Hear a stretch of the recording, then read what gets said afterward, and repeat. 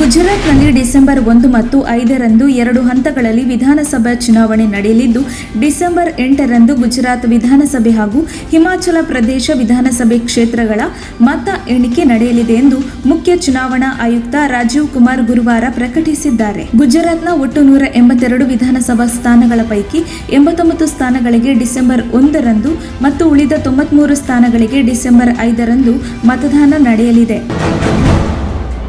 5 ದಿನಗಳಿಂದ ನಾಪತ್ತೆಯಾಗಿದ್ದ ಶಾಸಕ ರೇಣುಕಾಚಾರ್ಯ ಸೋದರನ ಪುತ್ರ ಚಂದ್ರಶೇಖರ್ ಅವರ ಶವ ಗುರುವಾರ ಪತ್ತೆಯಾಗಿದೆ. ದಾವಣಗೆರೆಯ ಕಡದಕಟ್ಟೆ ಗ್ರಾಮದ ಬಳಿಯ ತುಂಗಾ ಕಾಲುವೆಯಲ್ಲಿ ಶವ ಪತ್ತೆಯಾಗಿದ್ದು, ಕಾರನ್ನು ಮೇಲೆತ್ತಿ ಪರಿಶೀಲಿಸಿದಾಗ ಕಾರಿನೊಳಗೆ ಮೃತದೇಹ ಪತ್ತೆಯಾಗಿತ್ತು. ಈ ಮೃತದೇಹ ಶಾಸಕ ರೇಣುಕಾಚಾರ್ಯ ಸೋದರನ ಪುತ್ರ ಚಂದ್ರಶೇಖರ್ ಅವರದ್ದೇ ಎಂದು ಹೇಳಲಾಗಿದೆ. ಮೊದಲಿಗೆ ಕಡದಕಟ್ಟೆ ತುಂಗಾ ಕಾಲುವೆ ಬಳಿ ಕಾರು ಸಂಚರಿಸುವ ಕುರುಹುಗಳು ಪತ್ತೆಯಾಗಿದ್ದವು. ಇದನ್ನು ಪೊಲೀಸರು ಪರಿಶೀಲನೆ ಮಾಡಿದ ಬಳಿಕ ಕಾರು ಸಹ ತುಂಗಾ ಕಾಲುವೆಯಲ್ಲಿ ಪತ್ತೆಯಾಗಿದೆ. ಅಲ್ಲದೆ ಕಾರಿನಲ್ಲಿ ರೇಣುಕಾಚಾರ್ಯ ಸೋದರನ ಪುತ್ರ ಚಂದ್ರಶೇಖರ್ನ ಮೃತದೇಹ ಸಿಕ್ಕಿದೆ. ಚಿತ್ರದುರ್ಗದ ಮುರುಘಾ ಮಠದ ಡಾಕ್ಟರ್ ಶಿವಮೂರ್ತಿ ಶರಣರ ವಿರುದ್ಧದ 2ನೇ ಪೋಕ್ಸೋ ಪ್ರಕರಣದಲ್ಲಿ ಅವರನ್ನ 3 ದಿನಗಳ ಕಾಲ ಪೊಲೀಸ್ ಕಸ್ಟಡಿಗೆ ನೀಡಲಾಗಿದೆ. ಇಬ್ಬರು ಅಪ್ರಾಪ್ತ ಬಾಲಕಿಯರ ಮೇಲೆ ಲೈಂಗಿಕ ದೌರ್ಜನ್ಯ ಆರೋಪದಲ್ಲಿ ಮೊದಲ ಪೋಕ್ಸೋ ಪ್ರಕರಣದಲ್ಲಿ ನ್ಯಾಯಾಂಗ ಬಂಧನದಲ್ಲಿರುವ ಅವರನ್ನು ನವೆಂಬರ್ 5ರವರೆಗೆ ಪೊಲೀಸ್ ಕಸ್ಟಡಿಗೆ ನೀಡಿ ಚಿತ್ರದುರ್ಗ 2ನೇ ಹೆಚ್ಚುವರಿ ಸೆಷನ್ ನ್ಯಾಯಾಲಯ ಆದೇಶ ನೀಡಿದೆ. ತುಮಕೂರು ಜಿಲ್ಲೆಯ ಭಾರತಿ ನಗರದ ಅಭಯ ಆಂಜನೇಯ ಸ್ವಾಮಿ ದೇವಸ್ಥಾನದ ಬಳಿ ವಾಸವಿದ್ದ ಅನಾಥ ಬಾಣಂತಿ ಮಹಿಳೆಯನ್ನ ಹೊಟ್ಟೆನೋವು ಕಾಣಿಸಿಕೊಂಡ ಹಿನ್ನೆಲೆಯಲ್ಲಿ ಸ್ಥಳೀಯರು ಜಿಲ್ಲಾ ಆಸ್ಪತ್ರೆಗೆ ಆಟೋ ಮೂಲಕ ಕಳುಹಿಸಿದ್ದರು. ಮಹಿಳೆಯೊಂದಿಗೆ ಪಕ್ಕದ ಮನೆಯ ವೃದ್ಧೆಯೊಬ್ಬರು ತೆರಳಿದ್ದರು ಎಂದು ತಿಳಿದು ಬಂದಿದೆ. ಆದರೆ ಜಿಲ್ಲಾಸ್ಪತ್ರೆಯಲ್ಲಿ ತಾಯಿ ಕಾರ್ಡ್ ಇಲ್ಲ ಎಂಬ ಕಾರಣ ನೀಡಿ ಆಸ್ಪತ್ರೆಯಿಂದ ವಾಪಸ್ ಕಳುಹಿಸಿದ್ದಾರೆ ಎಂಬ ಆರೋಪ ಕೇಳಿ ಬಂದಿದೆ. ವೈದ್ಯೆಯ ಬಳಿ ಅಂಗಲಾಚಿ ಕೇಳಿದ್ರೂ ಚಿಕಿತ್ಸೆ ಕೊಡದೆ ವೈದ್ಯೆ ನಿರ್ಲಕ್ಷ್ಯ ಮಾಡಿದ್ರಿಂದ ಅವಳಿ ಮಕ್ಕಳು ಹಾಗೂ ತಾಯಿ ಮೂವರು ಕೊನೆ ಉಸಿರೆಳೆದಿದ್ದಾರೆ ಎಂದು ಹೇಳಲಾಗುತ್ತಿದೆ. ತುಂಡರಿಸಲ್ಪಟ್ಟ ಎಡಗೈ ಮುಷ್ಟಿಯನ್ನ ನಾಯಿ ತೆಗೆದುಕೊಂಡು ಹೋದ ವಿಲಕ್ಷಣ ಘಟನೆ ಬೆಂಗಳೂರಿನಲ್ಲಿ ನಡೆದಿದೆ. ಮಹಾಲಕ್ಷ್ಮೀಪುರಂ ಪೊಲೀಸ್ ಠಾಣೆ ವ್ಯಾಪ್ತಿಯಲ್ಲಿ ಕುರುಬರಹಳ್ಳಿ ಪ್ರದೇಶದಲ್ಲಿ ಈ ಘಟನೆ ನಡೆದಿದ್ದು, 21 ವರ್ಷದ ಎಸ್ ಪ್ರಜ್ವಲ್ ಮತ್ತು ಆತನ ಸ್ನೇಹಿತರು ಮತ್ತೊಂದು ಗುಂಪಿನವರೊಂದಿಗೆ ಬಾರಿನಲ್ಲಿ ಜಗಳದಲ್ಲಿ ತೊಡಗಿದ್ದರು ಮತ್ತು ಅವರನ್ನು ಬಾರ್ ಸಿಬ್ಬಂದಿ ಹೊರಗಡೆ ಕಳುಹಿಸಿದ್ದಾರೆ. ಸಂತ್ರಸ್ತ ಮತ್ತು ಆತನ ಗ್ಯಾಂಗ್ ನಂತರ ಸಿಗರೇಟ್ ಸೇದಲು ಪಾರ್ಕ್ ಬಳಿ ಹೋಗಿದ್ದರು. ಪ್ರತಿಸ್ಪರ್ಧಿ ಗ್ಯಾಂಗ್ ಸ್ಥಳದಿಂದ ಹೊರಟ ಬಳಿಕ ಕಾರಿನಲ್ಲಿ ಹಿಂತಿರುಗಿದ್ದಾರೆ. ಅವರನ್ನು ನೋಡಿದ ಪ್ರಜ್ವಲ್ ಸ್ನೇಹಿತರು ಓಡಿ ಹೋಗಿದ್ದಾರೆ. ಆದರೆ ಆರೋಪಿಗಳು ಪ್ರಜ್ವಲ್ನನ್ನು ಹಿಡಿದು ಆತನ ಎಡಗೈ ಮುಷ್ಟಿ ಹಾಗೂ ಬಲಗೈನ ಬೆರಳುಗಳಿಗೆ ಮಚ್ಚಿನಿಂದ ಒಡೆದಿದ್ದಾರೆ.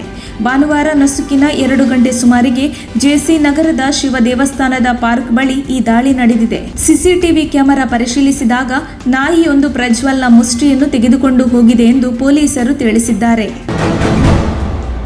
ಮುಂಬೈನ ವಿಮಾನ ನಿಲ್ದಾಣದಲ್ಲಿ ಒಂದೇ ಕುಟುಂಬದ 3ರನ್ನು ಬಂಧಿಸಿರುವ ಕಸ್ಟಮ್ ಅಧಿಕಾರಿಗಳು ಸುಮಾರು 4.1 ಕೋಟಿ ರೂಪಾಯಿ ಮೊತ್ತದ ವಿದೇಶಿ ಕರೆನ್ಸಿಯನ್ನು ವಶಕ್ಕೆ ಪಡೆದಿದ್ದಾರೆ. ಬುಧವಾರ FZ 446 ವಿಮಾನದ ಮೂಲಕ ದುಬೈಗೆ ತೆರಳುತ್ತಿದ್ದ 3 ಭಾರತೀಯ ಪ್ರಜೆಗಳನ್ನು ವಿಮಾನ ನಿಲ್ದಾಣದಲ್ಲಿ ಪರಿಶೀಲಿಸಿದಾಗ 4,97,000 ಅಮೆರಿಕನ್ ಡಾಲರ್ ಅಂದಾಜು ರೂಪಾಯಿ 4.1 ಕೋಟಿ ರೂಪಾಯಿ ಮೊತ್ತದ ವಿದೇಶಿ ಕರೆನ್ಸಿ ಪತ್ತೆಯಾಗಿದೆ.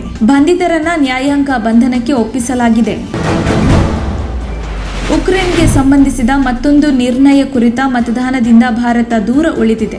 ಉಕ್ರೇನ್ನಲ್ಲಿ ಅಮೆರಿಕ ಮತ್ತು ಉಕ್ರೇನ್ ಮಿಲಿಟರಿ ಚಟುವಟಿಕೆ ನಡೆಸುತ್ತಿರುವುದು ಜೈವಿಕ ಶಸ್ತ್ರಾಸ್ತ್ರಗಳ ಸಮಾವೇಶದ ಉಲ್ಲಂಘನೆಯಾಗಿದೆ. ಈ ಕುರಿತ ತನಿಖೆಗೆ ಆಯೋಗವೊಂದನ್ನು ಸ್ಥಾಪಿಸಬೇಕು ಎಂದು ಒತ್ತಾಯಿಸಿ ವಿಶ್ವಸಂಸ್ಥೆ ಭದ್ರತಾ ಮಂಡಳಿಯಲ್ಲಿ ರಷ್ಯಾ ನಿರ್ಣಯವನ್ನು ಮಂಡಿಸಿತು. ರಷ್ಯಾ ಮತ್ತು ಚೀನಾದ ಸದಸ್ಯರು ನಿರ್ಣಯ ಮೇಲೆ ಮತ ಹಾಕಿದರು. ಅಮೆರಿಕ, ಇಂಗ್ಲೆಂಡ್ ಮತ್ತು ಫ್ರಾನ್ಸ್ ನಿರ್ಣಯದ ವಿರುದ್ಧ ಮತ ಮಾಡಿದರು. ಭಾರತ ಸೇರಿದಂತೆ ಇತರ ರಾಷ್ಟ್ರಗಳ ಸದಸ್ಯರು ಮತದಾನದಿಂದ ದೂರ ಉಳಿದರು.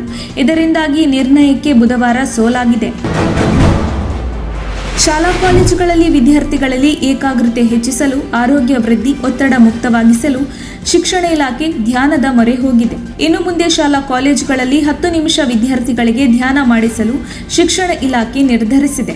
ಈ ಸಂಬಂಧ ಶಾಲಾ ಶಿಕ್ಷಣ ಇಲಾಖೆ ಪ್ರಧಾನ ಕಾರ್ಯದರ್ಶಿಗಳಿಗೆ ಪತ್ರ ಬರೆದಿರುವ ಶಾಲಾ ಶಿಕ್ಷಣ ಸಚಿವ BC ನಾಗೇಶ್ ಧ್ಯಾನ ಮಾಡುವ ಮೂಲಕ ಆದೇಶ ಹೊರಡಿಸಲು ಸೂಚನೆ ನೀಡಿದ್ದಾರೆ. ನಿತ್ಯ ಶಾಲಾ ಕಾಲೇಜುಗಳಲ್ಲಿ 10 ನಿಮಿಷ ವಿದ್ಯಾರ್ಥಿಗಳು ಕಡ್ಡಾಯವಾಗಿ ಧ್ಯಾನ ಮಾಡಬೇಕು.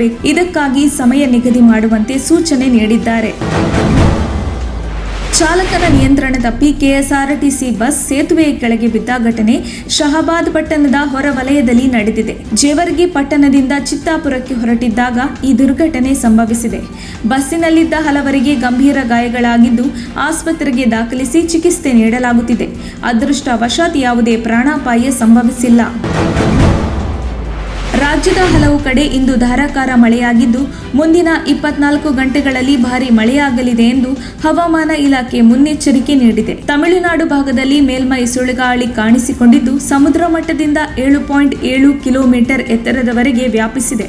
ಈ ಮೇಲ್ಮೈ ಸುಳಿಗಾಳಿಯು ಉತ್ತರ ಒಳನಾಡಿನವರೆಗೂ ವ್ಯಾಪಿಸಿದೆ. ಹೀಗಾಗಿ ಮುಂದಿನ 5 ದಿನಗಳು ಬೆಂಗಳೂರಿನಲ್ಲಿ ಭಾರೀ ಮಳೆಯಾಗಲಿದೆ ಎಂದು ಹವಾಮಾನ ಇಲಾಖೆ ಎಚ್ಚರಿಕೆ ನೀಡಿದೆ.